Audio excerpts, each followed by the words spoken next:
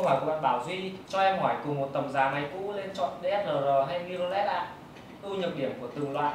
Ví dụ tầm giá 15 đến 20 triệu nên chọn D750 hay A72, hay 20 đến 25 triệu chọn 6D2 hay RP. Mình sẽ phân biệt cho các bạn là bản chất là mình chọn mirrorless hay là chọn DSLR ấy. Bản chất là nó sẽ theo cái việc là bạn mong muốn điều gì ở chiếc máy ảnh. Bạn mong muốn một chiếc máy ảnh to, hầm hố hay là một chiếc máy ảnh nhỏ gọn. Bạn mong muốn một chiếc máy ảnh nó có nhiều công nghệ hay là nó là có ít công nghệ. Bạn mong muốn là hệ ống kính của nó nhiều hay là hệ ống kính của nó chỉ vừa phải thôi và cần thiết thì chúng ta dùng làm chuyển, thì nó sẽ đưa đến cho các anh em cái sự lựa chọn một cách chính xác hơn. Mình có thể lấy ví dụ minh họa đầu tiên đó là dòng RP và dòng Canon 6D2. Thì ở thời điểm hiện tại thì 6D2 nó vẫn đang nhỉnh giá hơn RP một xíu. Mặc dù thì nếu mà các bạn đã trải nghiệm và các bạn cảm nhận thì EOS RP và 6D2 thì nó có chung cho mình là một cái lõi bộ xử lý rồi main mùng các thứ xử lý ở bên trong. Nhưng có một số điều khác nhau như sau. Đầu tiên thì như các bạn đã biết thì kích thước của RP thì nhỏ hơn so với 6D2 khá là nhiều.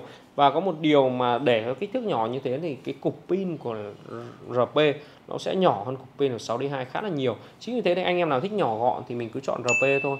Còn anh em nào thích to, hầm hố, pin trâu thì mình sẽ chọn 6D2. Đấy. Và cái xu hướng lựa chọn phân khúc nó cũng như thế với tất cả các dòng. Ví dụ như bạn đang phân vân giữa A72, Sony A72 và D750 thì mình cũng sẽ cần quan tâm. Thường là mirrorless thì cái giá trị hiệu dụng nó có đó là một chiếc máy nhỏ gọn, công nghệ nhiều, mạnh mẽ, nhưng mà đổi lại là pin, thời lượng pin thì nó sẽ yếu hơn.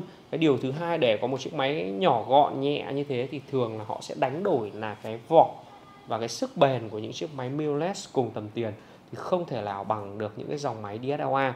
Có một điều mình cũng không biết là điểm mạnh hay điểm yếu, đó là thường ở thời điểm hiện tại thì một chiếc máy mirrorless thì nó sẽ có cái độ trượt giá ít hơn. Ví dụ bạn mua mới sau đó trượt giá xuống ít hơn sau một thời gian, cùng một thời gian sử dụng ít hơn so với một chiếc DSLR.